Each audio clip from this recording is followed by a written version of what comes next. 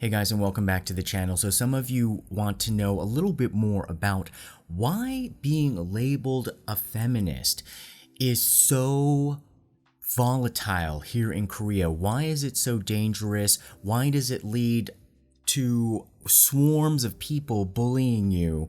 And is it that bad? What did the people who were in the so-called feminist camp do to create such a situation? Why is it a situation that a lot of men who are against feminism are grappling with? Like, what's the unspoken heart of the matter that I feel like some people have a hard time in making clear and simple? So I'm going to try to do that for you today.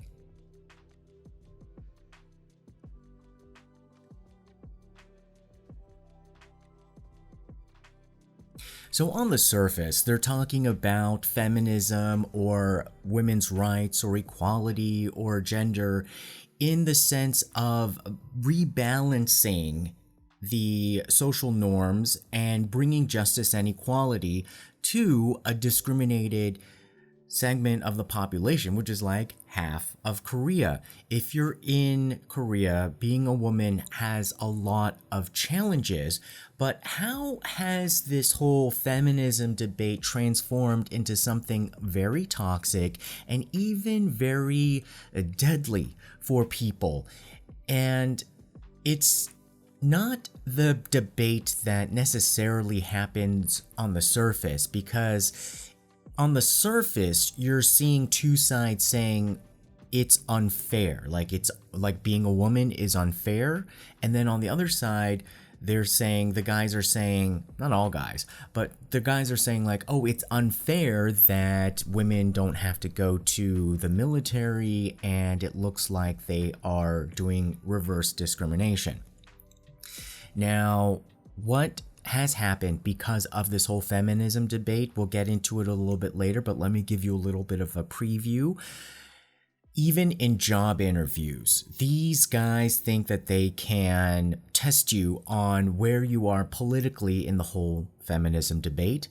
But recently, this year, early in 2022, we had a very popular YouTuber and a Twitch video game streamer even take the ultimate decision on her life because of years long, almost like 2 years of cyberbullying against her, which most people say was more of like a misunderstanding, like she wasn't being the type of feminist that draws the most amount of ire. Now, what is that type of feminism that they are really railing against, and why? So to begin with, I think what we have to establish as an understanding in Korea is that the baseline status quo of what has been considered normal and what a man can expect out of society as fair and just does involve misogyny and discrimination and having essentially more power over women in general, in the workplace, in society, and especially in the home. The expectation was that a female is essentially mine to control, who serves me first, it's part of the package, it's part of the social contract. As bad as that sounds, but that's essentially what a lot of people in Korea are trying to overturn.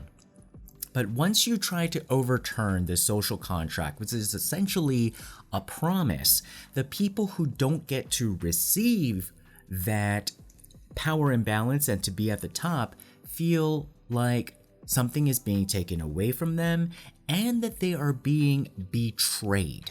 And so that, I think, is at the core, it's at the gut level of why there is such an ardent fight, because it's almost as if the gender equality issue, even though that's what they're talking about, whether it's appropriate or not to increase the rights of women, that is actually not the main issue. The main issue is something in terms of like a power being taken away from me.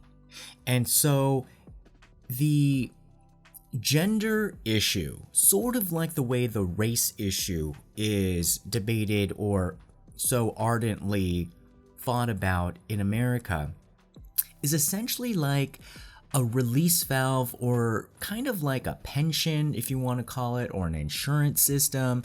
It is a non-tangible gift if you are the receiver and you want to accept that kind of a gift.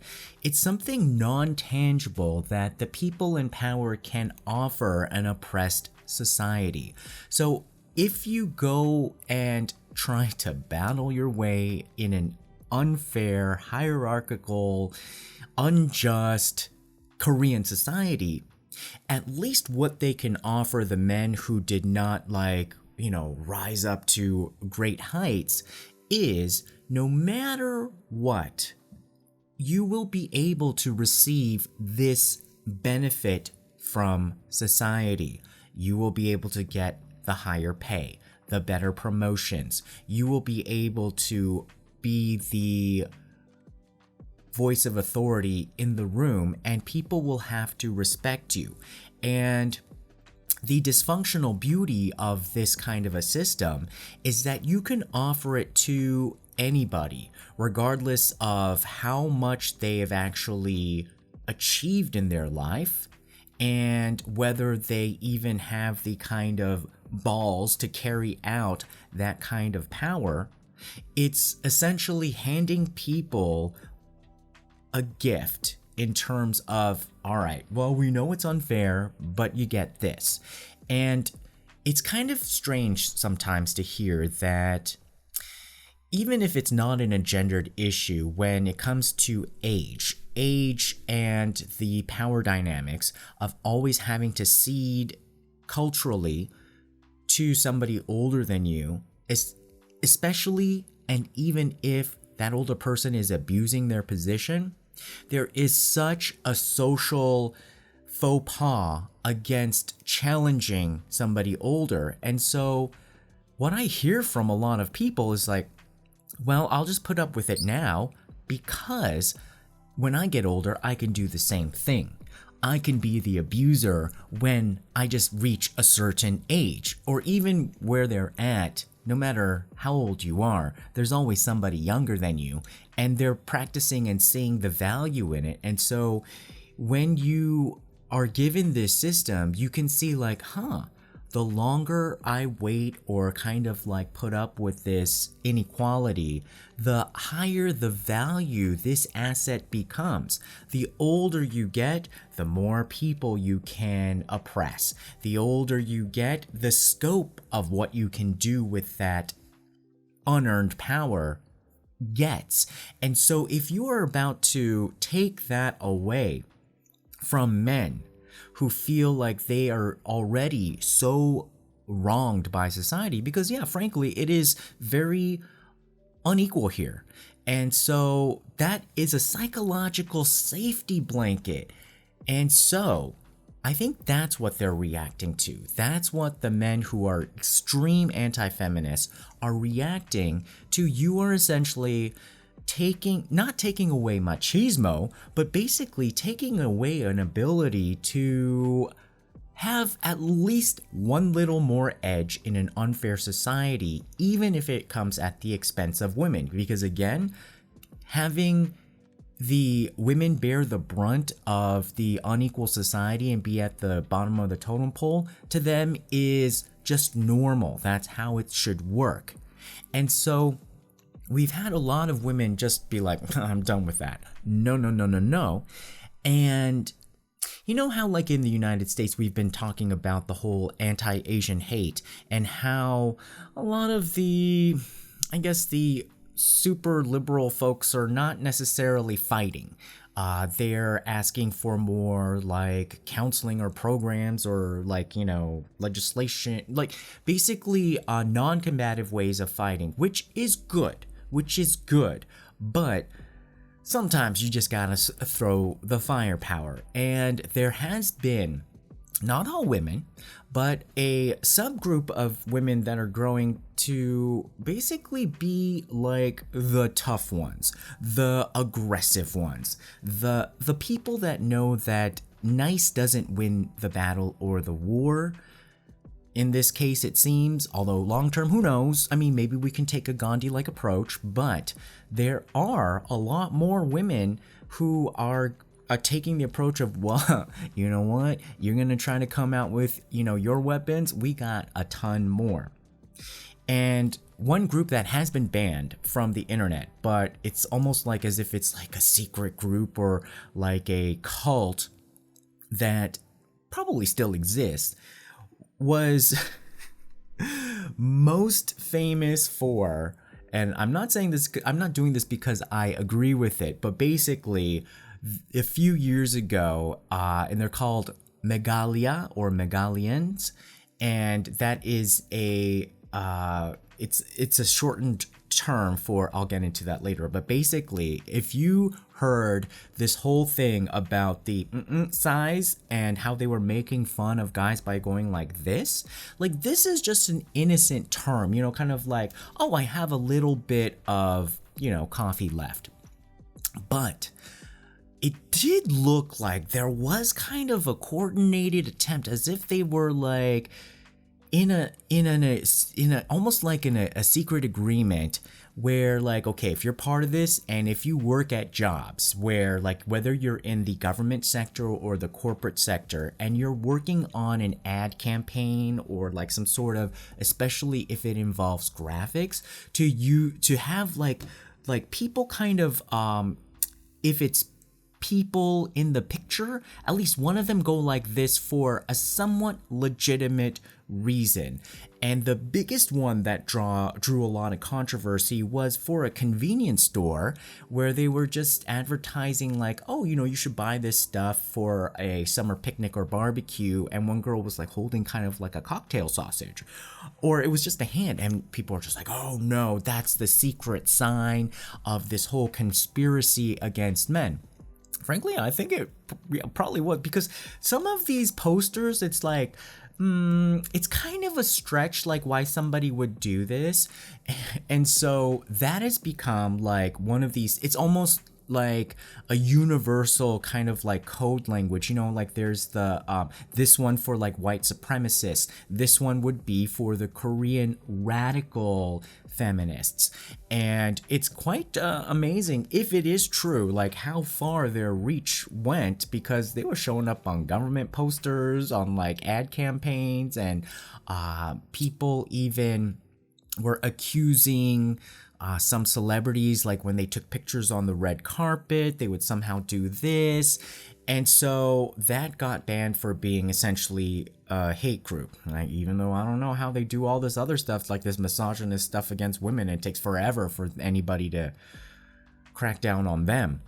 But that has been a big issue here and has kind of rallied the far right anti-feminist men, and especially when we saw anti-feminism being a key campaign pledge of the past presidential election, with even the liberal candidate not necessarily fighting for women's rights. Remember, they're saying like, oh, we're going to get rid of the gender ministry. They walked back on that. So there's still a gender and family ministry in Korea, but there's still a lot of seething anger, because I think these men feel like, well, what am I supposed to compete with? What can I have? What can rebalance this unequal society? And so their target is other women who are not even really participating in feminism, and definitely the feminists, instead of challenging the power structure. They probably don't want to challenge the power structure and wish they can go back to it, because under that situation, hey, life is much easier and better and more stable because the rules are set. However, we all know that having oppressive dictatorial societies lead to ruin of a country in the long run, lead to lower economic growth and productivity. And you know, a lot of these companies are like male-driven companies. Sure, they depend on sales. If you want to sell, you gotta have consumers. You have to, you know, add to the labor pool, and you have to empower the female customer. And so it doesn't make sense in a bigger picture, but a lot of these guys aren't thinking in the bigger picture. They're just seeing immediately right in front of them, especially in their 20s and 30s. They know that from past experience, especially here, like growing up with the way that their fathers did work, how the office culture was. They know that there's an expectation that they're supposed to always have one leg up on women. Now it seems as if there is still not equal statistically, but there's been a lot more equality in the workplace that I think these men are really, really threatened by, and they're trying to track their, you know, trajectory of how they're going to succeed and survive in this life, and they're seeing their immediate surroundings getting in the way of that. And who is getting in the way in their immediate surroundings? Other women. They're not thinking of like, you know, okay, they're just being played by this system that's just, you know, using them as well. They're just thinking, woman, threat, oh my god, what am I gonna do? And then you have some, you know, you have some women who, like I said, like, you know, part of that radical group who are willing to take strong measures.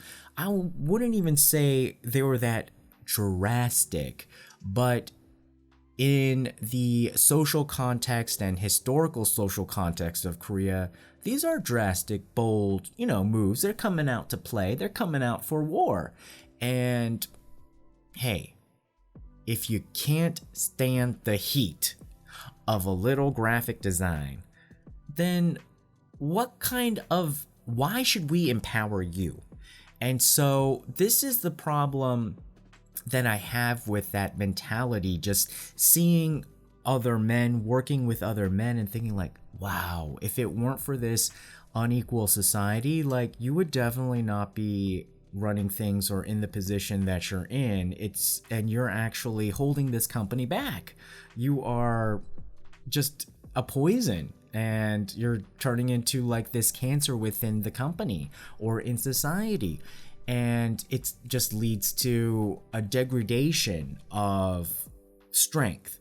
So in a way, like, these guys are kind of like trying to pretend that they're trying to be stronger by, you know, trying to destroy women's equality, but actually it is still it basically, they don't want to take the training wheels off of their bicycle. They just want to keep the training wheels on. And how ridiculous does that look for a grown man to be bicycling around with training wheels? And that's how it's looking. That's how it's continuing to stay. But again, the point is that if we want to look into this on a more analytical level, we have to see what's really driving this kind of vitriol from the anti-feminist point of view. And it's essentially more, again, it's a power game. These women are threatening the established power of the male patriarchy. You know, in Korea, there's a lot of like families and especially fathers now who say like, oh, I would prefer to have a daughter rather than a son. And there are a lot more women just doing great things. Are there women who are also like narcissistic psychopaths who are now taking advantage of things? Yes, there are. But you know what? There are guys who do the same thing, and let's really have gender equality and take out the psychos, no matter if they're a woman or a man. Usually those guys, and I guess somewhat justifiably so, I think are pointing out a little bit more of the psychopathic elements of the, you know, radical feminists, and they would just be horrible, feminist or not. if they were reborn a man, they'd probably be the same thing, or not. Like, there's just like people with just a certain personality, and they may be hiding under the whole feminist label and giving other people a bad name. But if you know that you don't like someone, know that you're probably just not getting along with their dysfunction, regardless of gender. And I think it should be a war against them, but no matter if they're a man or a woman. So the name Megalia is a portmanteau of Murs Gallery and Egalia's Daughter, which is a feminist novel by Gerd Brandenburg.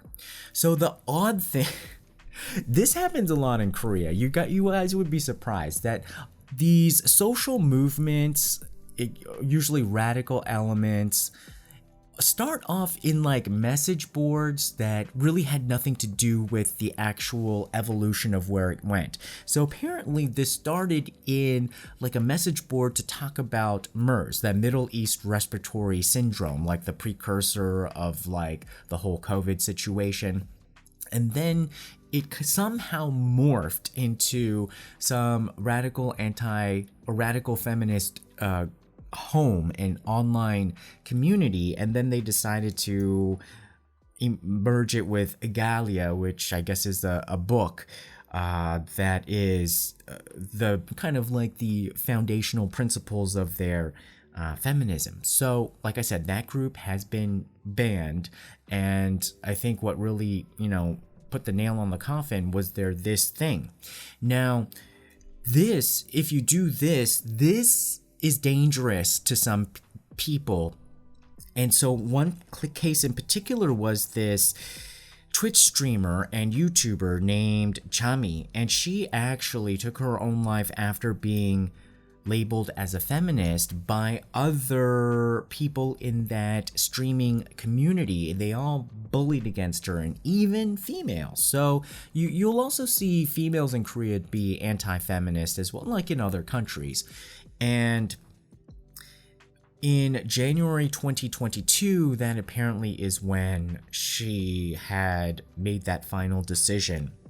She started streaming on Twitch and YouTube in March 2019, and she was very popular, and so she had a very quick rise to fame. She did like cosplay, gaming, eating, all of the stuff that like Gen Z loves to do online.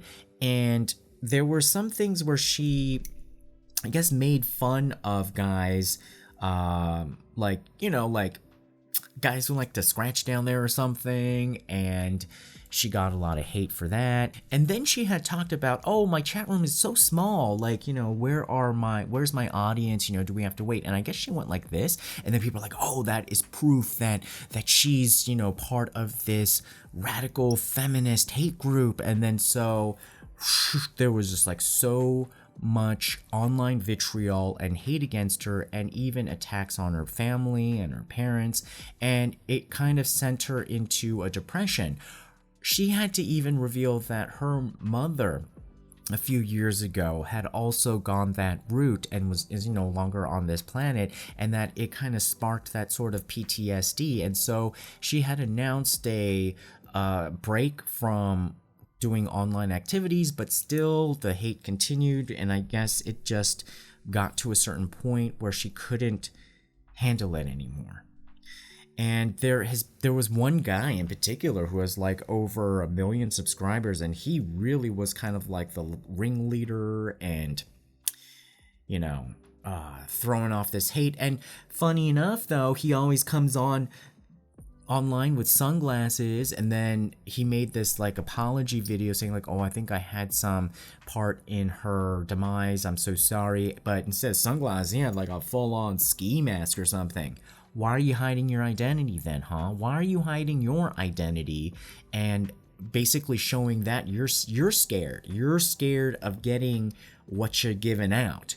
And so that, I think, goes to show you a bit of what kind of guys are these anti-feminists. Although you see a lot more than, oh my gosh, I was surprised at like, oh, you're one of those too.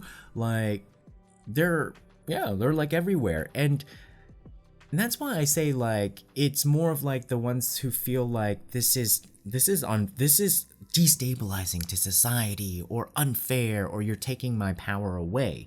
And that you can't predict so much unless you really, really get to know somebody, if they're, in that direction. Because, you can't tell. You really sort of can't tell by, like, how somebody looks. So I mentioned that job interview situation before, and this is one job interview candidate, a female, who went to SBS and reported how unfair and how gross her experience was. And in Korea, the job interview process is a little weird. It's a little bit like a group Spanish Inquisition. If you've gone through the filtering process, you'll have a face-to-face interview, but it is extremely kind of set up, like, where like, boom, here's the power dynamic. There's usually like these old guys who are behind a table, and you're over there sitting in like a little chair with some other candidates being put together in like the lion's den, and trying to make a good impression and say all the right answers. And apparently like more than one of these panelists asked about feminism, like, what is your stance on it? And they even said, like, lower your mask, because they're still wearing the COVID mask. Lower your mask so I could see your facial expression, because I guess they weren't really buying the way that she was probably spinning her words, like trying to get out of this situation. And there's like, we want to see your face expression. And that's what they feel it's so like entitled to do. It's just kind of like this groupthink mentality of like, hey, like finally we get to like exercise power over somebody else. And it's the most disgusting form of dealing with the stress and the mental anxiety of always being abused. Because these guys also behind the panel, they're being abused all the time. And so that's how they're going to release and take care of their mental anguish, by putting it on somebody else. Very, very childish, if you ask me. And so there you go. I think that is essentially at the core of like why it's so dangerous to be labeled a feminist in Korea, even though it shouldn't. And so perhaps the next war can be about making it more mainstream and recapturing the narrative of like, it's not being radical, it's just being fair. And letting people know that there is an element and a group of radical feminists, but don't let them lead the charge. But hey, if you're gonna be passive, then they're gonna be leading the charge. So it's up to everybody to do their own thing, because otherwise this thing is gonna go back and forth forever. And it's not gonna be pretty. So how does this compare to the label of feminism in your own country? And what do you guys think? Put your comments below, and remember to like, share, and subscribe. And I'll see you again next time. Bye-bye.